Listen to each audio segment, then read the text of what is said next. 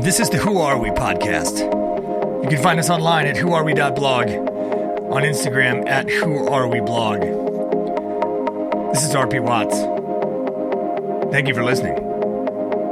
Today, the old wise man and the little boy.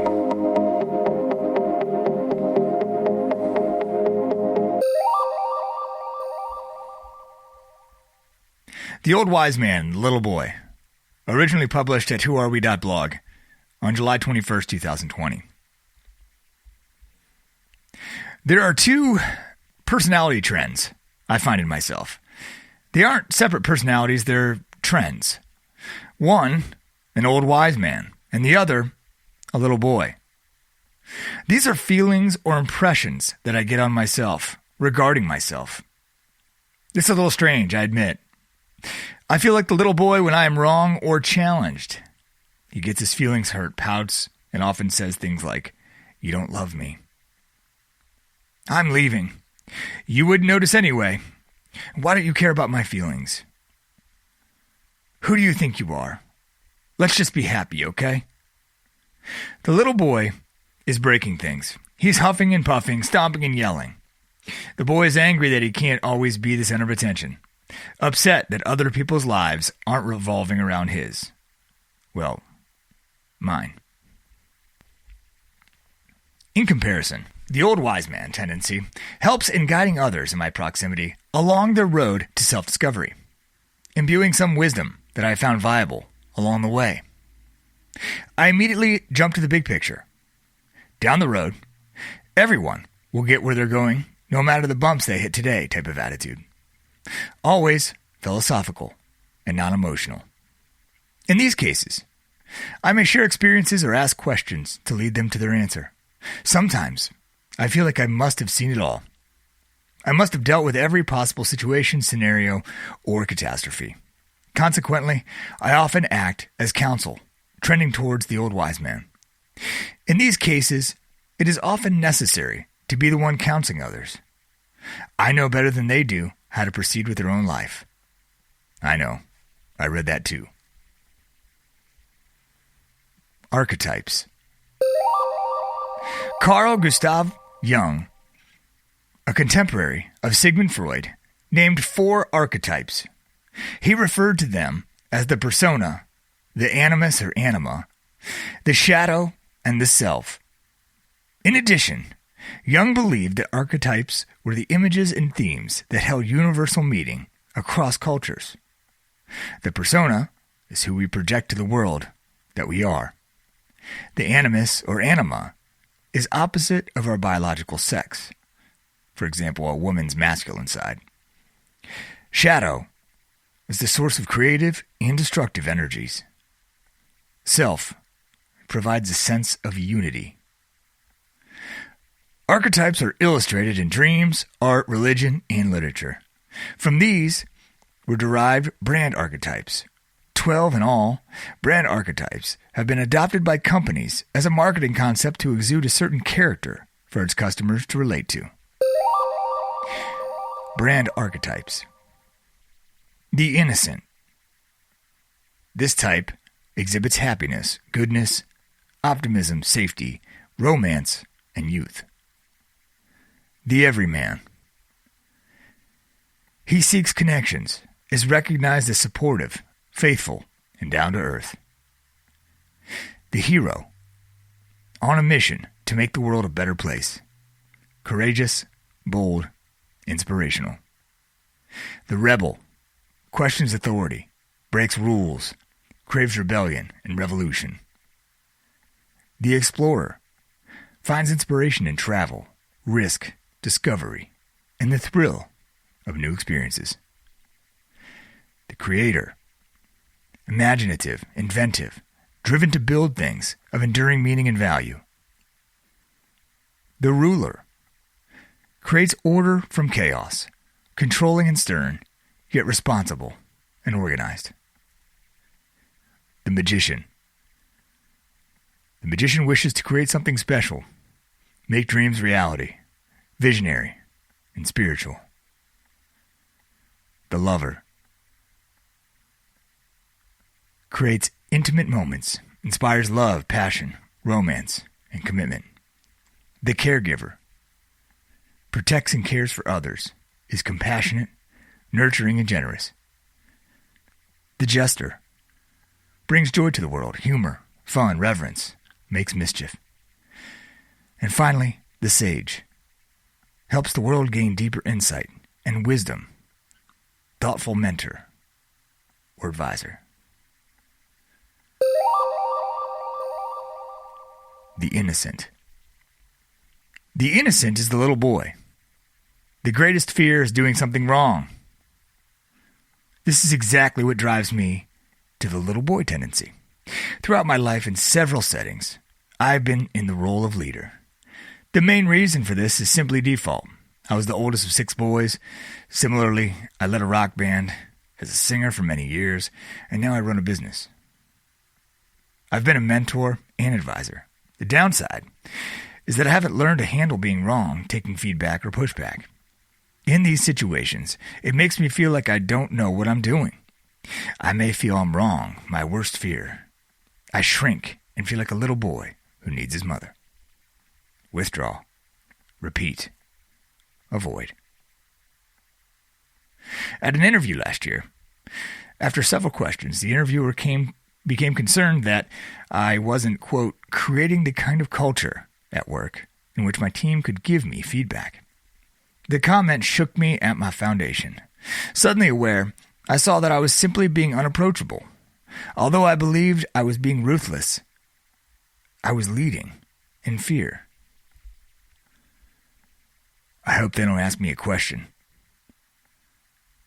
I'm going to have to make an example out of someone. Why can't anyone be on my side? The key idea is that the little boy lives in fear. Nothing good comes from fear. I've made mistakes, hired the wrong people, didn't count on some people enough, let others get away with murder, had no idea how to relate to my experience in my marriage. The little boy hides. For example, the little boy would rather let everyone go along happily instead of own up to a mistake. Certainly, he isn't going to actively do anything to make anyone aware of anything negative. The little boy, or the innocent here, can be oblivious to bad things going on around him or her. Above all, this is due to the fact that they believe in happy endings. The sage. The old wise man is the sage. The old wise man is often known for his philosophies, wisdom, and sound judgment.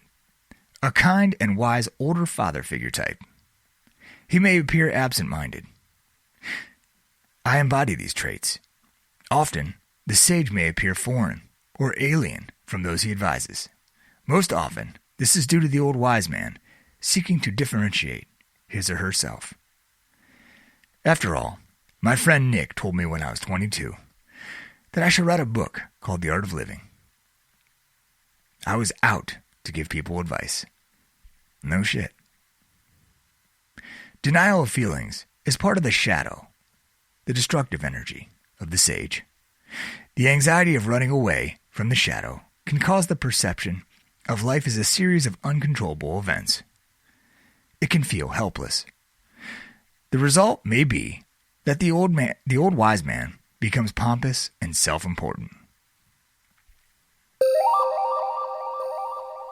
A close third. The creator.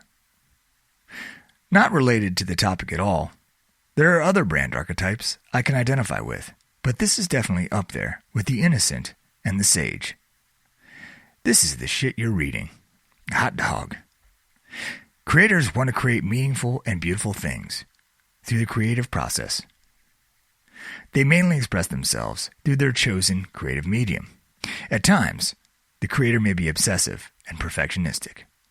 For example, I've been in my office all day writing this thing, trying to get it just right. The connection. The old wise man and the little boy seem to be at two opposite ends of a spectrum. Yet, there is some connective tissue. The optimistic little boy hopes for the best. He tries to hide all the badness, The old wise man has many of the answers. However, when the wise man gets shaken, he has to retreat to do the math on his or her positions of the wisdom. Thus, the little boy is thrown to the heat of the moment. He feels small, vulnerable, and just wants all the bad stuff to be over with. The reality of the transition from the old wise man to the little boy is jarring. In one moment, you're endowed with all the answers, and the next, you find out you made a mistake in your calculation. Just when they were counting on you most. Well, that's how it feels anyway. Consequently, the thought train dives down the rabbit hole, furthering its quest, searching for the necessary information to ease the anxiety. Nonetheless, a state of insecurity. The little boy shows up, always codependently hoping things will work out. The old wise man will return with the answers. The little boy just knows it. Mr. Spock and Dorothy Gale in one. In sum, most of the time I feel like Mr. Spock. I'm attempting to be logical, fighting through the fog of human emotions to assess the real value of events and happenings. My purpose is grandiose, my breadth of knowledge vast. Consequently, when my significant other says, "Mr. Spock, you slept through your alarm and didn't wake me up," of course, they're frustrated, angry at the thought of lateness, and particularly at me, because I let them down. Somehow, I instantaneously convert to Dorothy Gale. My dog is my best and only friend. I'm wearing a technicolored blue dress, and I want to run away from home. Even though I was mad at my uncle, inevitably, I'll be chanting, "There's no place like home," as soon as the shit hits the fan, with the wizard and the wicked witch. But I'll still be pretending that somewhere over the rainbow, all of your dreams come true. My significant other will look at me like I'm crazy when I'm so hurt that I let her down. I'm angry. I want to slam things around, expressing how I feel in small acts of destruction. My chest tightens. I'm being attacked. There's no hope. All of my innocence is gone. I've fallen out of favor in her eyes. Everything is terrible. Where's my blankie? And there you have it. Eventually, I spend enough time retracing my every step, finding that the root cause of my error. At this juncture, I approach my significant other and say, "The way you spoke to me this morning can't be tolerated any further." Jung's contribution. Jung's archetypes and his analytic psychology help us create a framework of how to think about our psychology, our subconscious, and human nature at large. The metaphor of the archetypes is sufficient to get across a personal experience I've had with my sense of self and how it relates to the world.